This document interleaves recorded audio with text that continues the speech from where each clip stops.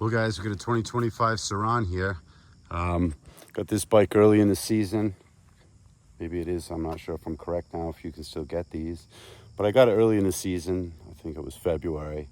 And I realized there was things changing in our society. And the word tariff came up, whereas I know a lot of things come from overseas that we purchase in life. This happens to be one of them, probably in all the parts or accessories that should come with it. So I hurried up more or less and got the accessories that I felt I would want. Did it early in the season, and over the cold season, I went and modified it to become, personalized more or less. So it's not the gold SURRON, meaning the plastics. The plastics got changed. I took that. I do have the plastic still. So if the gold bike wanted to exist, it could. But bought plastics, decal kit, not completely excited by the decal kit, but it gave me what I wanted. I probably should just peel a few pieces off here and there, have a little less blue. But with that, it's a pretty clean bike, whereas I'm not sure what 2024 offered for these things, but this is a 21 kilowatt. I think that equals, maybe it's 29 horse. But it's got a crazy amount of torque, 3 and change for torque. And you really feel that if you're running regen. So if you're running regen often, it's like an engine brake, plus, and that does keep you tuned in, and it feels like a 2-stroke if you run high regen. That's my opinion. I'm not sure if anybody else agrees with that, but I do run in high regen because it just makes it feel more like a 2-stroke bike to me. And with that, it gives me more or less what I was chasing out of this. So we went ahead, we did a little customization. We changed all the screws to the Warp9 screws. Warp9, they seem to have the accessories that you would want. You got a Warp9 axle block, nice quality. You got the, nice axle they offer. Some of the bolts, all the bolts actually Warp9 were changed out. And it is that, sprocket, we upgraded that sprocket. A few more teeth, I believe. I think 46 was stock. I think this is a 50 tooth. It would say it right on there, but there it is. It's a 50 tooth. So needless to say, we like that. That worked out. Gave you a little more jump in the beginning, but stock rim, stock tire. We like the way it was black matte, so we just rolled like that. Bike's pretty clean at this point. But basically, you have to chain up at that point. So it is that it's a non-O-ring chain. Just wanted a little less restriction, a little more freedom. Than it is, you went with the Warp9 triangle. It's a stock shock. It's just adjusted appropriately. And I'll tell you guys, adjust your stuff appropriately, you get a whole different bike on your hands.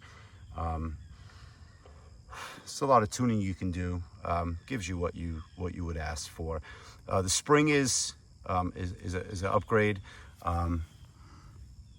That made a significant difference also. The bike's like, what, 195? I'm probably 195 also.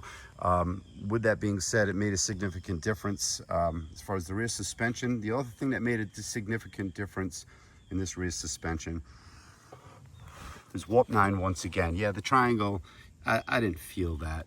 We did upgrade this also. We just try to keep life a lot cleaner in here. But this right here, you can get, Warp9 makes a kit instead of you running on a sleeve system with no grease fitting. Under here, there is a grease fitting. But this is needle bearings now. So you basically, you push out the insert in the stock frame, you install there, it comes with the installation tool. You install those needle bearings in there. So this pivot point now, as in this one also, you are 100% free now. I'll tell everybody to do that, okay? Because that was the most significant change that I made on this bike, and it was absolutely shocking. So needle bearings, needle bearings, needle bearings. Warp9 helps you with that. Night and day. There it is, guys. I'm just gonna help you out with that. So they still offer it, you can still get it. First thing I would buy, like I said, this shock is fine. I don't have no complaints. The spring, triangle, I did buy this from those folks. I don't know if that's Grit Shift. This here, which ended up giving you the needle bearings that you needed. These are just aluminum covers, because I didn't want to see the hardware. It just didn't give me what I needed. They're not plastic, they're aluminum. You don't have to worry about them coming off. You just give them a dot of super glue. They got clips, but a dot of super glue, that's it, it's over. you can get this one off really easy. You just put less super glue, which is, you know where you put it. You just go ahead and hit it with a little rubber mallet, pops, and you get a grease fitting. With that being said, that was, you know, key in suspension upgrade, I'd say. And then you got, you know, alternate location for your Warp9 pegs. You know, Warp9, once again, they get it all done right. You got sliders, you got adjustability. I'm down and all the way back on this. It does come with this additional rod for strength to help give you what you need. I find, you know, no flex. I mean, if you go ahead and ask for some flex and pay a lot of attention, you could probably see something, but otherwise there's no flex when you're riding. I did get the motor, I did paint it, I did change the screws, just to kind of go with the gold theme, just kind of carry something, you know, coordinate with what started the program, I guess. With that being said, we did put, you know, lower plate on it.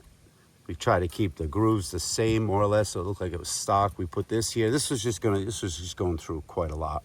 I don't think it should get beat up like that. So, and it's just a lot easier to clean, believe it or not. That sounds funny. We did a horn delete. You know, that worked out pretty good. That's a nice accessory that's out there for you from Prickly. I like that. That was smart. We didn't delete the horn. We just moved it. So if you look inside, I buried the horn up inside here with a bracket. And I just used the back side of the threads from this screw, purchased the right screw with the right threads, got a nice cool little bracket, remounted the horn, wired it up. You don't lose the horn, but you delete the horn. It was an ache to clean. Horn doesn't belong on a bike right there. It's just what I'm saying.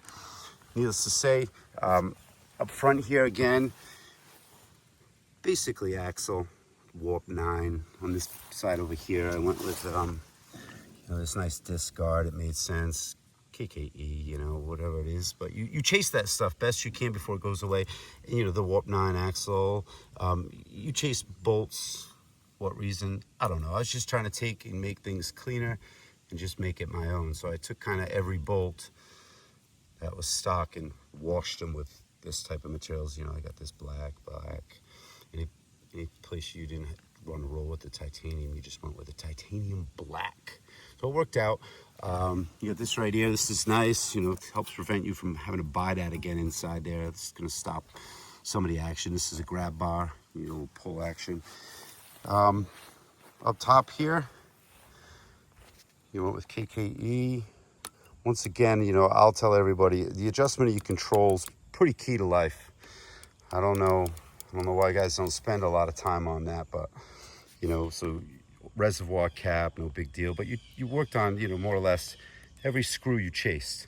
We got a Warp9 throttle tube. Now, I'll tell you, that was, buy that, guys. Warp9 throttle tube. So smooth, so clean, so lineal. That was, you buy that. But I like to wait, you know, when you just throttle, I like to know that when I'm dead stop forward, my brake is perfect location. You gotta have a dead stop. Like, I can't be somewhere where my throttle still graduates forward, and when I'm squeezing this, I'm still in like a quarter throttle squeezing my brake. See, you know, basic. I want to know what I got dead stop. Throttle's dead stop when I reach for that. So adjust your controls. Get yourself comfortable. You got bars, again, you know, the only bar, fortunately, that I would buy, a Warp9. You know, you went with the gold aspect, just trying to keep with the gold theme. It changes in lighting, but worked out. Pretty happy with that. Warp9 again, Warp9 bolts.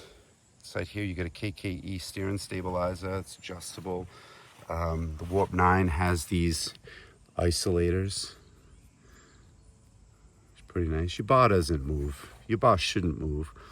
But this whole thing bottoms out on an isolator, which will help create some division between your triple tree and the radiation of that vibration to your hand. So that was a must. That made a big difference. Made the bike more comfortable. This makes the steering adjustable and more stable as you choose. You know, guys, spend time, adjust. Most key thing on a bike, I'll tell you, is controls and suspension. Spend a lot of time, get used to it, figure it out. But it changes what the bike is. So as you play with that, you'll see the bike keeps changing. Needless to say, pretty clean up top. Kind of went with everything that made sense. Graduated down bottom. You know, I think this is another Prickly product, whereas we got this housing. And we also did a titanium on this. Just try to keep things clean. You look inside, you know, you can see what things used to be. So you chased as much as you chased because your season of chasing was there. So Warp9, again, I went with this here. It's adjustable. We like the adjustability of it. And I did need to use that. We also went with the Warp9 drive belt adjuster. It's a bug that distracted me, guys. Warp9, just a much better quality. You can feel the reliability in your adjustment. So I would say buy that also. Again, you can see inside there, Warp9. Buy everything Warp9 sells. If they don't sell it, then I get it. But otherwise, they make all the quality products. Come back here, more of the same. Axle block, things like that. And then you got this cool brake light. We'll turn it on because on, I guess, makes sense.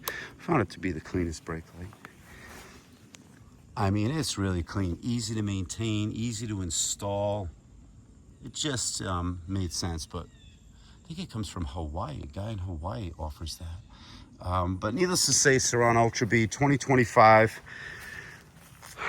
It's got plenty of juice, guys. It's got plenty of power. You adjust your suspension. It handles things as it should. It's quite a shocking piece. I like the way you don't warm it up. I like the way you just start it up. So I like the way you don't warm up the bike. I like the way you just jump on, flick the key, and you roll. So for me, it became more or less, you know, as a cowboy would have a horse, right? So around here, I ride it every day for whatever reason. And it helps me every day. So it's more or less my horse. I got a SURRON Ultra B, we'll call it my horse. Modern day horse, I guess. But it is pretty clean. Really pretty happy with that purchase. I hope this is still available if anybody has interest, but you know, I'm not sure. And then we also did this. I'm not sure if I reviewed this. I figured we'll put this on right away before we make a mess. And that worked out pretty good. I'd say buy that as well if, you know, budget allows. You get this cool rack Warp9 makes. No complaints about that. Again, installs really well, really strong. But everything about it gave me what I needed.